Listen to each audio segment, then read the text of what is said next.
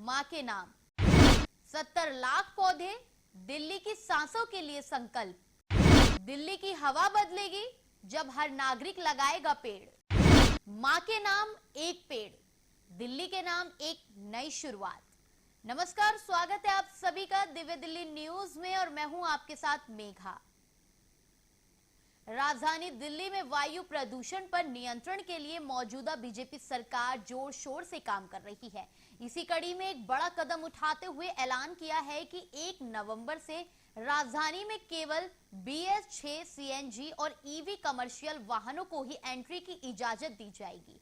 जी हां, आपको बता दें कि वायु प्रदूषण शमन योजना 2025 का शुभारंभ करते हुए रेखा गुप्ता ने एक प्रेस कॉन्फ्रेंस में कहा, 1 नवंबर 2025 से दिल्ली आने वाला कोई भी वाहन BS6 CNG या EV कमर्शियल वाहन होना चाहिए। उन्होंने कहा कि राज्य सरकार का सपना स्वच्छ, हरित और स्वस्थ दिल्ली का लक्ष्य हासिल करना है, जिसके लिए दिल्ली के पर्यावरण मंत्रालय ने इस वर्ष के लिए वायु प्रदूषण शमन योजना का मसौदा तैयार किया है। दिल्ली के मुख्यमंत्री ने कहा कि पर्यावरण दिवस बहुत करीब है और दिल्ली में वायु प्रदूषण हम सभी से जुड़ा मामला है। हम कई सालों से वायु प्रदूषण से जूझ रही हैं। हमारा एक सपना है स्वच्छ दिल्ली, हरी दिल्ली, स्वस्थ दिल्ली। मुझे बहुत खुशी है कि हमारे पर्यावरण विभाग और मंत्री ने 2025 के लिए एक शानदार वायु प्रदूषण शमन योजना का मसौदा तैयार किया है। अब जानते हैं कृत्रिम बारिश को लेकर क्या बताया। राजधानी दिल्ली में वायु प्रदूषण से निपटने के लिए अब तकनीक की मदद ली जाएगी। आपको बता दें, क्लाउड सीडिंग तकनीक के जरिए कृत्रिम बारिश कराने की दिशा में कदम बढ़ा दिया है। रेखा गुप्ता ने जानकारी दी कि राष्ट्रीय राजधानी में बहुत जल्द पहली कृत्रिम वर्षा कराई जाएगी। इसके लिए IIT कानपुर के साथ एक पायलट प्रोजेक्ट के तौर पर समझौता ज्ञापन पर हस्ताक्षर किए गए हैं। रेखा गुप्ता ने कहा कि दिल्ली सरकार प्रदूषण से निपटने के लिए अभिनव और वैज्ञानिक उपायों को अपनाने के लिए देश के प्रमुख विज्ञान संस्थानों के साथ मिलकर काम कर रही है। उन्होंने कहा, प्रदूषण को कम करने और खत्म करने के लिए हम अपने सभी विज्ञान संगठनों के साथ समझौता ज्ञापन पर हस्ताक्षर करेंगे, जो प्रदूषण के खिलाफ लड़ाई में दिल्ली सरकार की मदद करने के लिए नए उपाय अपनाएंगे। उदाहरण के लिए दिल्ली सरकार ने IIT कानपुर के साथ एक समझौता पर हस्ताक्षर किया है, जो क्लाउड सीडिंग और कृत्रिम वर्षा पर आधारित है, जिसे हमने पायलट प्रोजेक्ट के रूप में शुरू करने की मंजूरी दी है।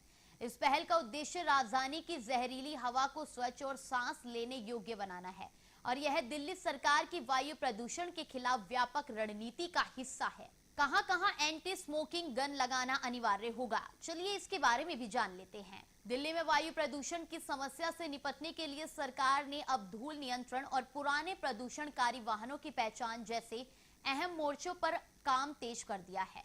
मुख्यमंत्री ने घोषणा की है कि सरकार अक्सर प्रदूषण हॉटस्पॉट के रूप में पहचाने गए हैं इलाकों में धुंध स्प्रेयर यानी एंटी स्मॉग गन लगाने की योजना बना रही है, ताकि धूल के कणों को प्रभावी ढंग से नियंत्रित किया जा सके। पर्यावरण मंत्री रेखा गुप्ता ने स्पष्ट किया कि अब सभी ऊंची इमारतों, खासतौर से 3000 वर्ग मीटर से अधिक क्षेत्रफल वाली व्यावसायिक इमारतों, मॉल्स, होटलों आदि पर एंटी स्मॉग गन लगाना अनिवार्य होगा। इसके साथ ही सरकार अब पुराने और प्रदूषण फैलाने वाले वाहनों पर नकेल कसने के लिए स्वचालित नंबर प्लेट पंजीकरण कैमरों का उपयोग करने जा रही है।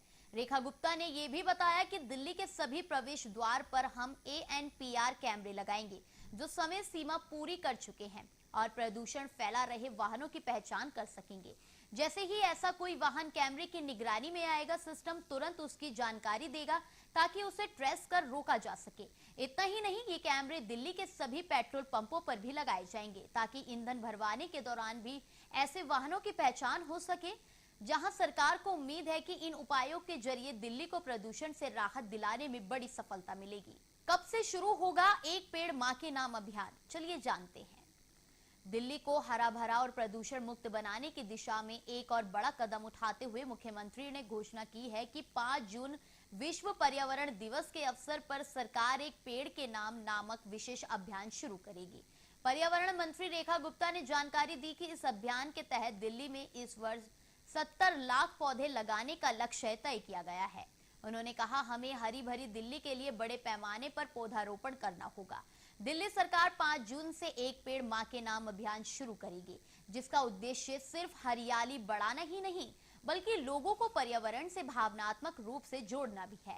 मुख्यमंत्री ने कहा कि सरकार चाहती है कि दिल्ली की हवा इतनी स्वच्छ हो कि लोग बाहर जाकर बसने के बजाय यहीं रहना पसंद करें। हमारा लक्ष्य है कि दिल्ली की हवा अच्छी हो, लोग खुलकर सांस ले सके और पर्यावरण को लेकर जागरूकता भी बढ़े।